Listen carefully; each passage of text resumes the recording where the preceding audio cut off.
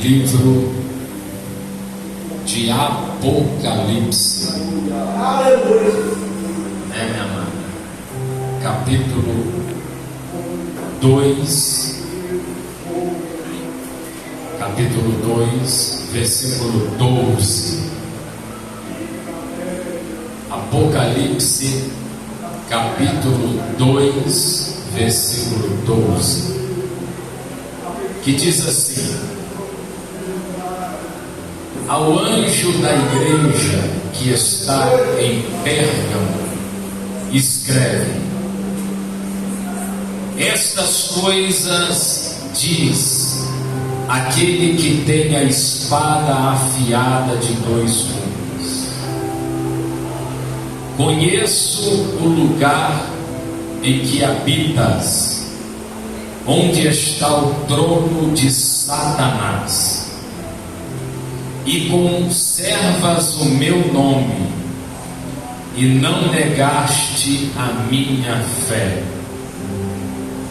ainda nos dias de Antipas, minha fiel testemunha, o qual foi morto entre vós, onde Satanás habita.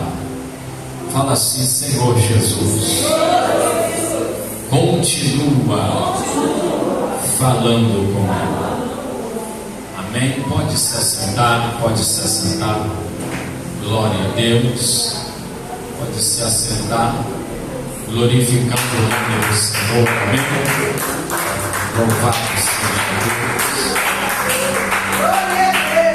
Irmãos, eu peço a atenção dos irmãos. Se a minha esposa quiser fazer o favor de trazer uma água misturada, eu peço a atenção dos irmãos agora. Irmãos, aqui nós temos aqui obreiros preparados aqui, amém? Obreiros de longas datas, irmãs aqui que são zelosas pela obra do Senhor. E nós vamos falar hoje sobre a igreja de Pérgamo. Primeiro, Pérgamo significa fortaleza. E da onde que veio esse nome Pérgamo? Quem lembra um pouquinho de Pérgamo? Pérgamo te lembra o que, mais ou menos? Você que está aqui. Pérgamo nos lembra pergaminho. Quem lembra aqui, irmãos, para que era usado o pergaminho? Hein? Fala aí, irmãos. Vamos. Amém? Irmãos, o pergaminho era um objeto de escrita. Nós tínhamos o papiro que era tirado principalmente do rio Nilo, que era tipo aquelas tabuas, não tem, irmão? Eles formavam ali, tiravam aquilo no chão, fazia uma forma de escrita em cima daquilo. Só que na época, irmãos, o governante da cidade de Pérgamo, ele teve um desentendimento com o governante do Egito. E na cidade de Pérgamo estava a segunda maior biblioteca daquela época. A primeira era a biblioteca de Alexandria. A segunda biblioteca mais famosa daquela época estava na cidade de Pérgamo. Então o governante daquela época, ele estava trabalhando para formar uma grande biblioteca ali na cidade de Pérgamo. Havia 200.000 livros naquela biblioteca de Pérgamo. Você pode dizer: poxa, mas 200.000 é pouco para o tempo de hoje. Imagina naquela época uma biblioteca com 200.000 livros. E como eles haviam tido um desentendimento, o governante de Pérgamo com o do Egito, aí o governante de Pérgamo tinha que criar uma moda de escrita, uma técnica de escrita. Foi aí então que eles começaram a utilizar. O Pérgamo vem da onde? Ou pergaminho? Quem lembra? O pergaminho é do couro do animal, irmãos. Quando você ouvir a frase pergaminho, é o couro. Eles tiravam o couro do animal, secavam ele e escreviam ali no couro do animal. E faziam ali daquele couro rolos. E então essa biblioteca de Pérgamo tinha uma grande parte de livros, de rolos escritos em papiro e escritos em pergaminho. Foi daí do pergaminho que veio o nome Pérgamo, a cidade de Pérgamo. Quem entendeu? Quem entendeu? Amém? E então o que acontece? Ali na cidade de Pérgamo, tinha naquela cidade, preste bem atenção, tinha naquela cidade um lugar que tinha vários templos, irmãos, vários templos. E aqueles templos naquele lugar alto, que era tipo um monte, deixa eu ver aqui qual é o nome correto aqui. O nome daquele monte se chamava Acrópole. Em cima daquele Acrópole, de 300 metros de altura, tinha aproximadamente 300 metros de altura, um monte de 300 metros de altura, tinha várias estátuas, vários templos de adoração. E então o Senhor, ele então manda que João escreve para essa cidade, para a igreja que estava ali em Pérgamo. E ele fala assim: olha, o que eu te falar, você escreve. Eu quero entrar um pouquinho aqui na forma de escrita. Antes da forma de escrita, irmãos, quem lembra como era anunciado o Evangelho naquela época? A palavra de Deus era anunciada de que forma? Vocês lembram? Antes de Moisés, vocês lembram como que era anunciada a palavra? Quando eu ouço alguma coisa da parte de Deus e falo para o irmão Everson, eu estou falando de forma oral. Amém? É a forma oral. Antigamente não tinha a escrita, irmãos, como nós temos hoje. Ali no comecinho ali, até Moisés, mas não tinha forma escrita. Alguns escreviam em pedras alguma coisa, mas não tinha a prática. Então, tudo que Adão fez, os outros ali, era falar de forma oral. Só que imagina, irmãos, eu falo uma coisa para a irmã Maria. Irmã Maria, Deus me falou isso. Ela recebe. Aí, um exemplo. Eu saio de cena. A irmã Maria tem que transmitir aquilo que eu transmiti para ela. Estava havendo um certo problema. Porque o ser humano, ou ele diminui demais, ou ele acrescenta demais. Não é verdade? Ou ele diminui, ou ele acrescenta. Então estava havendo um problema, irmãos. Estava havendo um problema que às vezes a mensagem não era chegada da forma que Deus havia entregado. Então é por isso que veio a forma escrita, irmãos. a partir de Moisés ali, Deus já começou a falar assim: ó, o que eu te mostrar, o que eu te falar, escreve. Escreve tudo. Não deixa passar nada. Tudo que eu te falar, escreve. E você sabia que nós temos também hoje que adquirir essa prática? Você pode observar quem recebe louvor. Tem alguém aqui que já recebeu algum louvor da parte de Deus? Algum louvor que Deus te deu alguma mensagem? Se você não escrever aquilo, irmão, você esquece. Eu falo para você que Deus me deu muitos louvores, só que pelo fato de eu não ter escrevido, e às vezes eu escrevi e acabei perdendo, eu me esqueci.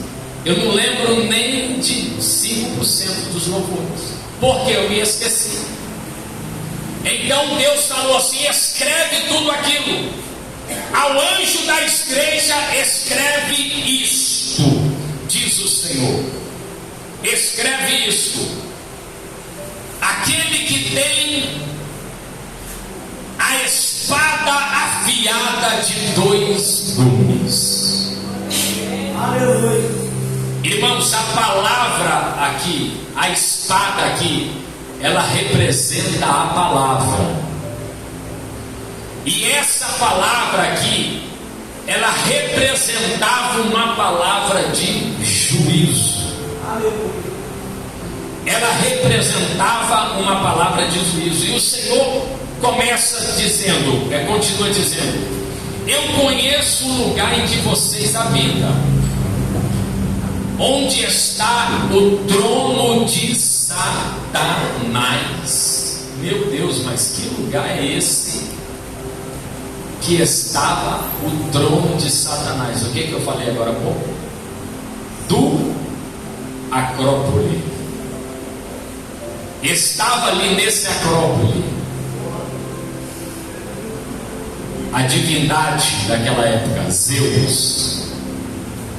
Estava ali naquele Acrópole a imagem representando Atenas, e também estava ali a divindade Asclépio. Essa imagem, esse altar que era oferecido ali a Zeus, era um altar tipo um trono, irmãos. Era em forma, o altar que era oferecido a Zeus ali, que representava Zeus para ele, era em forma de um trono. E ali ao lado do altar de Zeus estava o altar de Atenas, e também estava ali, próximo ali também, o altar a Asclépio. Quem era esse Asclépio? Era naquela época o deus da cura. E como que era esse Deus? Vocês têm uma imagem? Alguém já leu alguma coisa? Asclépio, ele tinha uma imagem de serpente. Era uma imagem em forma de serpente. E eu vou trazer para o dia de hoje. Você sabia que essa imagem está até hoje? E você sabe aonde? Eu vou te falar daqui a pouco. Então essa divindade, Asclépio, era o Deus da cura, e era o Deus mais reverenciado. Ele tinha um templo gigante somente para ele. E era de costume as pessoas que estavam doentes entrarem para dentro desse templo, Edmilson, e ficar deitado dentro do templo. E dentro desse templo tinha várias serpentes, várias cobras. E essas pessoas ficavam deitadas dentro do templo de Asclépio, e as serpentes passando por cima deles. E aonde você vê essa imagem de Asclépio? Quem já viu aqui aquele jaleco branco de técnico de enfermagem. Você já observou aqui, no bolsinho deles, uma serpente? É a imagem de Asclepio. É a imagem de Asclepio. É daí que veio. Daí que surgiu toda essa cultura. É porque tinham sacerdotes daquela época da cura. E então estava ali essa imagem de Asclepio. Então, imagine você, irmãos, Deus falando para a igreja: eu sei aonde vocês habitam, eu sei aonde vocês moram. Era Deus dizendo: eu sei aonde vocês moram, que é onde habita o trono de Satanás. A igreja estava rodeada de uma cultura pagã. A igreja estava rodeada de adoradores de Zeus, de adoradores de Atenas, de adoradores de Asclepio. E você acha que é somente isso? Não. Pérgamo foi a primeira cidade da Ásia a levantar um templo ao grande imperador César. Além de eles terem todos esses deuses, eles adoravam anualmente. Eles ofereciam, acendiam incenso a deusa Roma e ao deus deles, César. Imagine uma igreja evangelizando num ambiente desse. Meu Deus, e você reclama do seu bairro? Você reclama de evangelizar aqui no Amém? Às vezes a gente reclama de evangelizar no Carrinho. Imagine evangelizar em um ambiente desse, que havia uma cultura pagã, que havia uma cultura idólatra muito grande, de pessoas cegas espiritualmente. E continua dizendo: onde está o trono de Satanás? Mas mesmo assim tu conservas o meu nome e não negaste a minha fé.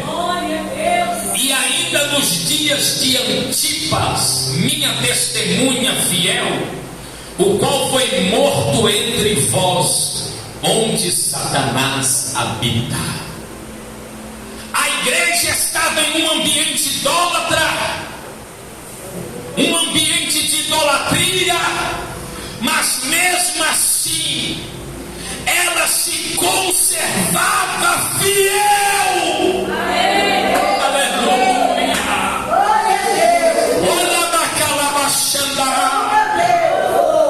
Mesmo em meio àquele ambiente, irmã Maria, a igreja permanecia fiel. E pela fé elas enfrentavam até a morte. Pela fé, irmão Bruno, elas enfrentavam até a morte.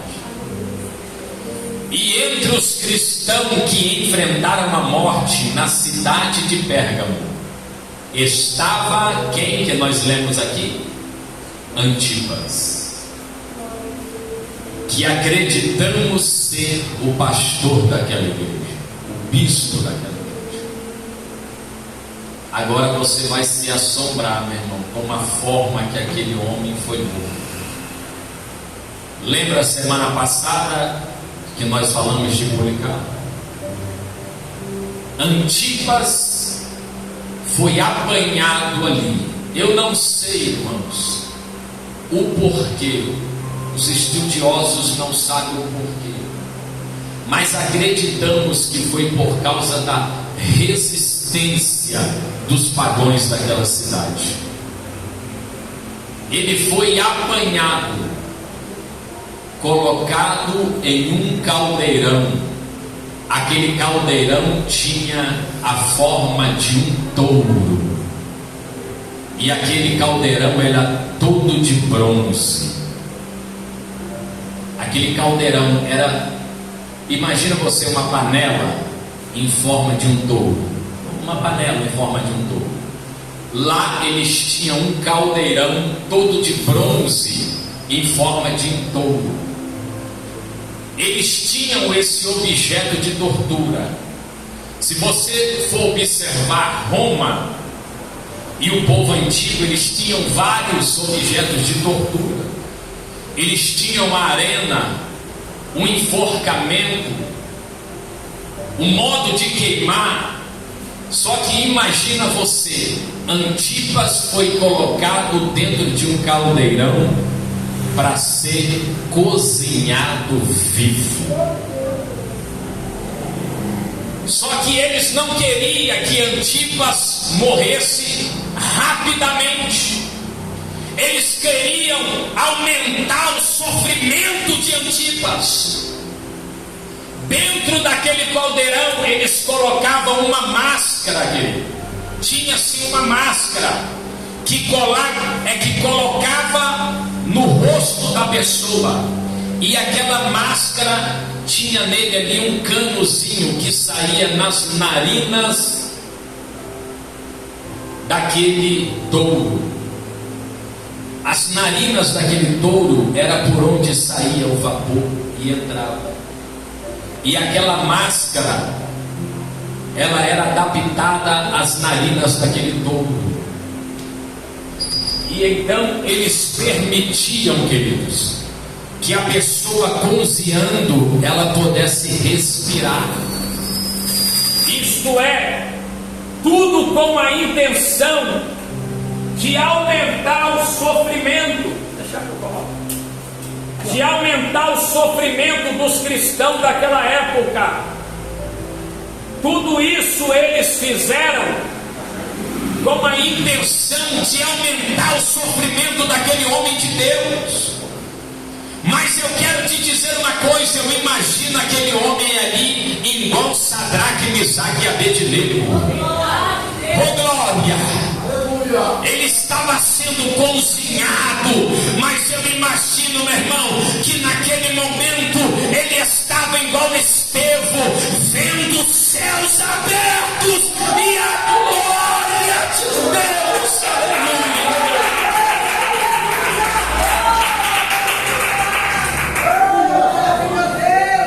Eu imagino aquele homem Antipas sendo cozinhado e vendo os céus abertos, e o Senhor assentado à sua direita, aleluia.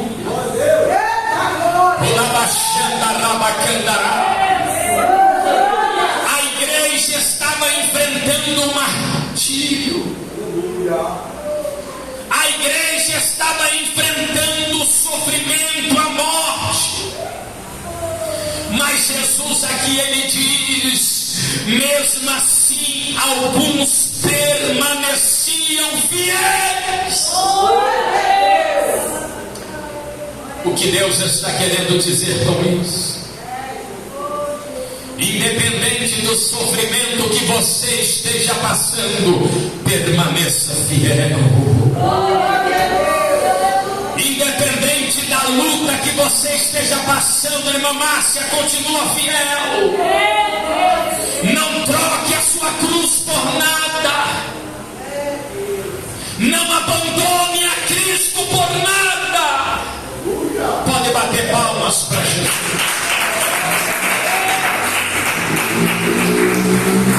E continua dizendo: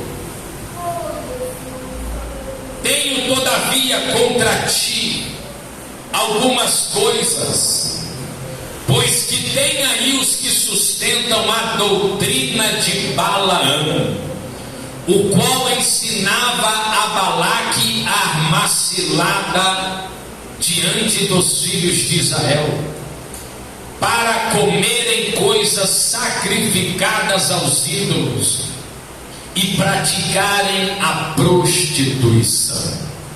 Quem se lembra de Balaque? Ou seja, de Balaão também. Você se lembra que Balaão incentivado por Balaque, estava querendo amaldiçoar o povo de Deus. E Deus falou assim: você não vai amaldiçoar o que eu estou abençoando.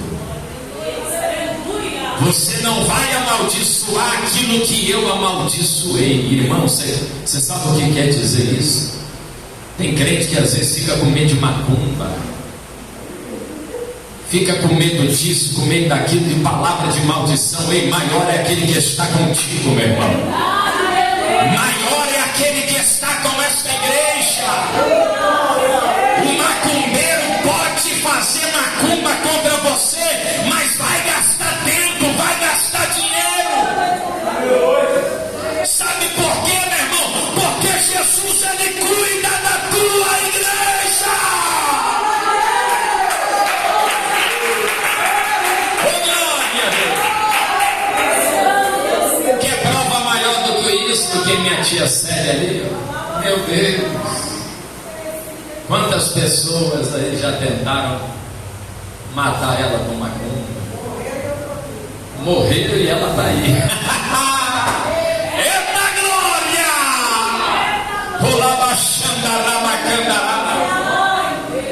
Tem gente que fica com medo de macumbeiro, com medo disso, com medo daquilo.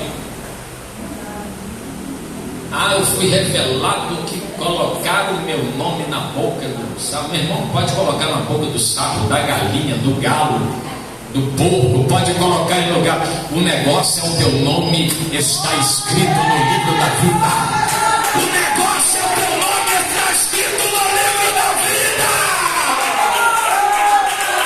Oh, glória a Deus, aleluia. Oh, glória a Deus. Contra a igreja do Senhor não vale encantamentos. Contra a igreja do Senhor não vale feitiço. Contra a igreja do Senhor, aleluia, não há encantamento, feitiço, macumba, porque a igreja está protegida pelo sangue do Cordeiro. Oh, glória a Deus. Só que o inimigo, ele tem as suas estratégias. Balaão tentou amaldiçoar, não conseguiu. Irmãos, ele era profeta de Deus, tá? Era homem de Deus. Aí você sabe o que ele fez depois? Já que ele não conseguiu, ele começou a armar cilada para o povo de Israel. Ele contratou, chamou um monte de mulheres para seduzir os israelitas. Porque qual era a ordem de Deus para Israel? Não se misture. Não se misture. E o povo em volta de Israel era um povo que adorava Baal. Você observe que teve uma certa vez lá que o povo começou a se misturar. Moisés ficou irado com aquilo e Deus matou, foi um monte.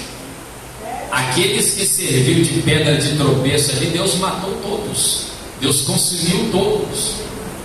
Porque se tem uma coisa que Deus não admite, é a contaminação do pecado no meio do teu povo. Oh, glória a Deus.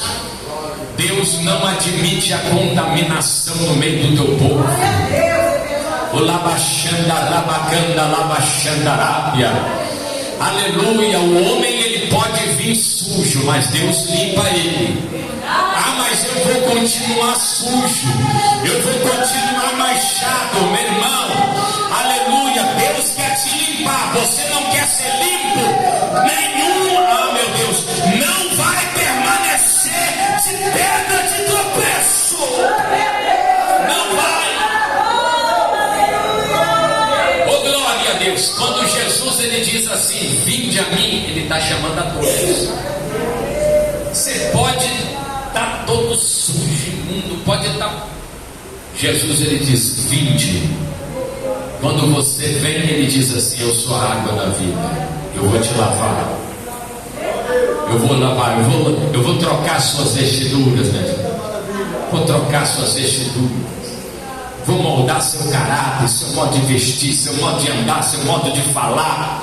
E Deus vai moldando, Deus vai moldando, Deus vai moldando. Só que alguns ali não estavam se deixando ser moldados. Esse que é o problema. Esse que é o problema. O homem, ele vem adúltero para dentro da igreja. Às vezes lá fora ele tinha uma, duas, três, não é. Agora não, ele tem que ser de uma só, da esposa dele. Ah, mas eu estou aqui pregando, fazendo, mas eu quero continuar com mais umas duas. Não se deixa ser moldado. E é o que mais está tendo. O povo estava se contaminando com as culturas pagãs. Alguns estavam comendo comidas sacrificadas a ídolos, porque tinham o costume de fazer as festas pagãs. E nas festas pagãs tinham sacrifícios de animais. Depois eles davam aquela comida toda para o povo comer, e a igreja estava ali no meio. Sacrificava os animais, mandava lá para o mercado para vender, a igreja comprando. A igreja estava participando de tudo aquilo que os idólatras, que os prostitutos estavam participando. Aí Deus falou assim: todavia eu tenho contra ti, que tolera a doutrina de Balaão, que levou meu povo a pecar, que levou meu povo a se prostituir, que levou meu povo a negar o meu nome. Deus estava elogiando a igreja, mas agora Deus estava direcionando uma palavra de juízo para a igreja. Irmãos, pode acontecer em nossa caminhada da gente querer se afastar do caminho, nos afastar da verdade. Mas aqui o Senhor fala contra a doutrina de Balaão e contra a doutrina dos nicolaítas. É aqueles que estavam pregando o liberalismo, é aqueles que estavam pregando que não tem nada a ver. Não tem nada a ver. E essa doutrina está até hoje. Tem pessoas que vêm para a igreja, tem pessoas que dizem: eu sou cristão, mas você olha para ele e não vê mudança. Não vê mudança. Eu vou ficar julgando ele? Não, é a palavra que julga. Eu vou ficar falando mal dele? Não, é a palavra que vai julgar ele. É a palavra que vai julgar. É a palavra que vai julgar o meu modo de vestir, o meu modo de andar, o meu modo de se comportar. É a palavra que vai julgar. E Deus estava condenando essas práticas. E Deus chamou o povo ao arrependimento.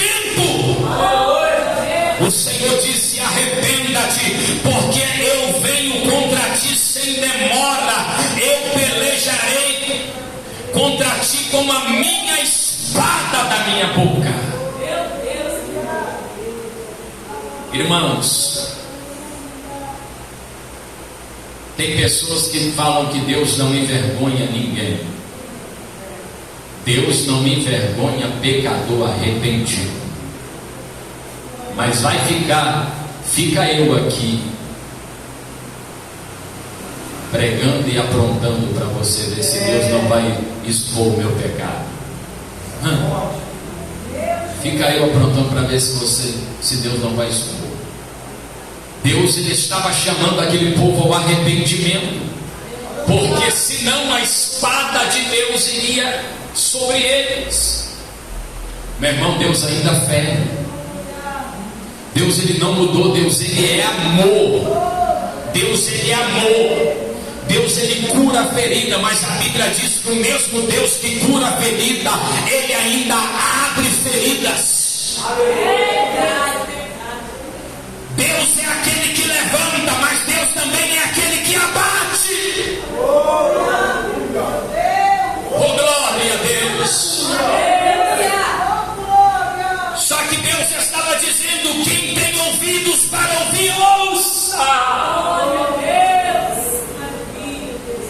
que dar ouvidos à voz de Deus, porque ao que vencer, diz o Senhor, eu lhe darei do maná escondido, e darei também uma pedrinha branca.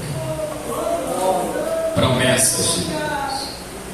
Lembra do maná? O maná foi a verdadeira providência de Deus. E uma das coisas que está dentro da arca da aliança é o maná do deserto. E uma pedrinha branca. Para que servia essa pedrinha na época? Quando uma pessoa ia para um júri para ser julgado, irmãos, quando ele era absolvido, ele recebia uma pedrinha branca. Quando ele era condenado, ele recebia uma pedrinha preta. Também tinha prática naquela época das pessoas que iam para um ginásio assistir como se fosse um show. O ingresso era a pedrinha branca.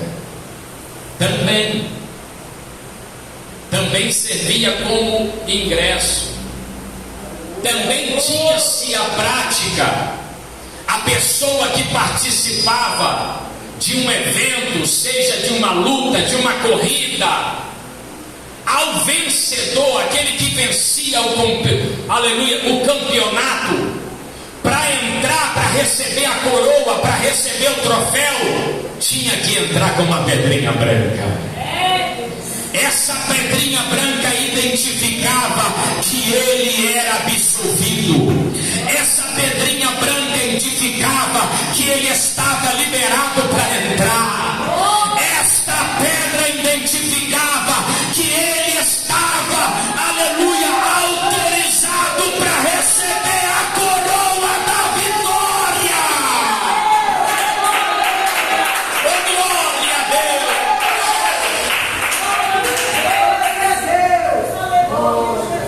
Vai receber do maná, é alimento. Vai receber a pedrinha. Ei, essa pedrinha aí, meu irmão, é Deus dizendo para você assim: ao que vencer, eu te darei o direito de se assentar comigo na mesa. Oh, glória! Eu te darei o direito de entrar no reino dos céus. Aleluia! E eu também te darei um novo nome. Só que a Bíblia não fala esse nome. Esse nome a Bíblia fala aí, só vai saber naquele último dia, na última hora. Ao que vencer, aleluia. Irmãos, nós estamos em uma grande corrida. Minha tia Célia está aí numa grande corrida. O Bruno está numa grande corrida, pastor Edmilson numa grande corrida, minha esposa numa grande corrida. Estamos numa grande caminhada. Aleluia. E nessa caminhada vai ter muitos atalhos, muitos desvios, muitas coisas para tirar a nossa atenção. Vai surgir muitos obstáculos para nos tirar do caminho. Nessa corrida vai surgir muitos espinhos também.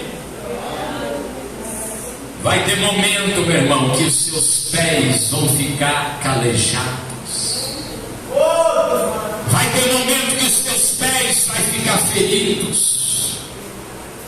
Mas Deus manda te dizer: ao que vencer, ao que perseverar até o fim, eu lhe darei a coroa da vida.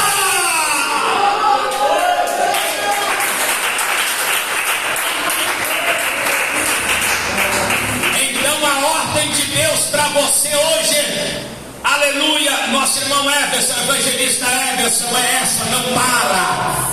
Continua nessa jornada. A ordem é esta, Bruno: não para. Márcia não para, a ODS Irmã Gilda e Irmã Maria não para, a ODS Irmã Jordana não para, Cíntia, Érica não para, continua nesta luta, continua nesta caminhada, não para. Oh, glória a Deus. Deus está dizendo para mim, Deus está dizendo para você, não para. Porque eu tenho recompensa para aqueles que vencerem. Eu tenho recompensa, e a recompensa maior para a igreja é a vida eterna. Mas para isso se concluir na nossa vida, primeiro, nós não podemos nos contaminar. A gente está no mundo, mas nós não pertencemos a este mundo. Nós estamos aqui como peregrinos. Aleluia. A igreja só está peregrinando aqui por esse mundo. A nossa morada não é aqui. A nossa verdadeira morada não é aqui. A sua casinha lá que você tanto lutou para comprar não é a sua verdadeira morada. Jesus disse em João capítulo 14: